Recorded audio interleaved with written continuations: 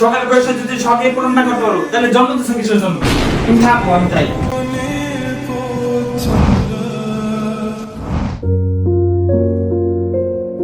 আরে বন্ধু, এত সুন্দর গাড়ি কিনলি নাকি?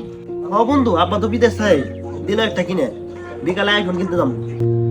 তোর বাবা খুব ভালো রে, তোর আইফোন তারপরে এই যে হোন্ডা সবকিছু যা চাস তাই মনে দেয়। হ্যাঁ, তুই না হোন্ডা কিনতে চাইলি, এখনো তো কিনলি না। আরে বন্ধু কিনবো, খুব তাড়াতাড়ি কিনবো।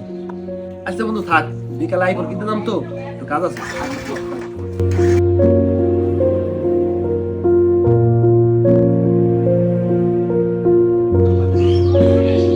ভাগ্য করে একটা বাবা পাইছে রে, আমার কপালে বাবা জুড়ছে। আজকে বাসায় যায় নাই, হয় গাড়ি ঢুকবো বাসায়, না হয় আমি ঢুকবো।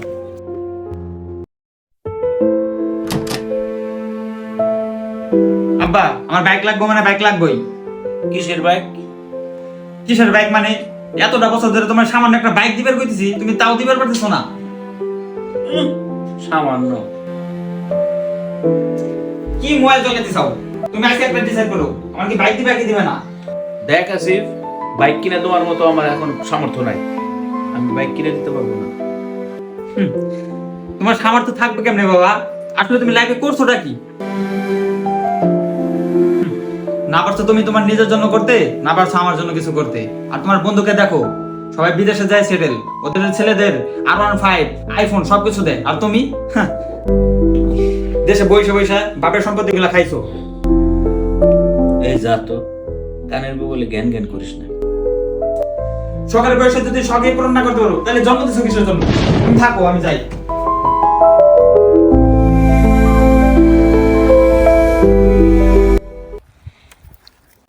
বাবা, তুমি মতিনের ছেলে না?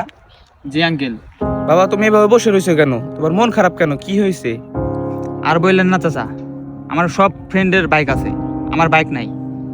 বাবাকে বলছিলাম একটা বাইক দিতে, বাইক দিবে না। তোমার বাবা অনেক ভালো মানুষ, তোমাদের জন্য অনেক কিছু করেছে। দেখতেছি অনেক কিছুই করতেছে। আরে বাবা, আমি তোমার বাবার বন্ধু, কয়েকদিন আগে বিদেশ থেকে এসেছি।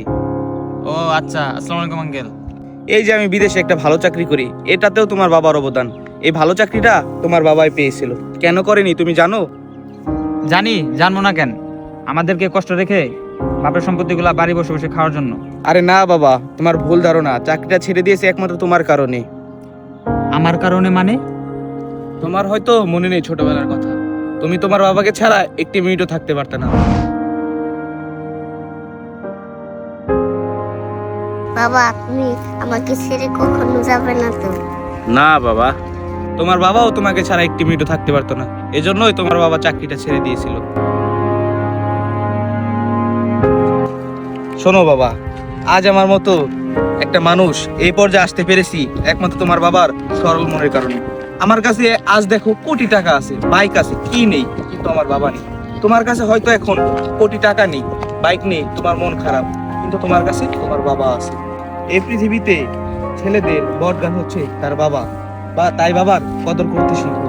বাবা হারিয়ে গেলে বাবাকে আর কখনো খুঁজে পাবে না। বাবার যত্ন নিও। তাই থাকো বাবা, আজকের মতো যাই। ঠিক আছে, আসসালামু আলাইকুম আঙ্কেল। ওয়ালাইকুম আসসালাম, ভালো থেকো। বাবা আমার জন্য এত কিছু করলো, আর আমি সামান্য একটা বাইকের জন্য বাবাকে এত কষ্ট দিলাম। ভাইজান, আমার তো 2 লক্ষ টাকা লাগতো।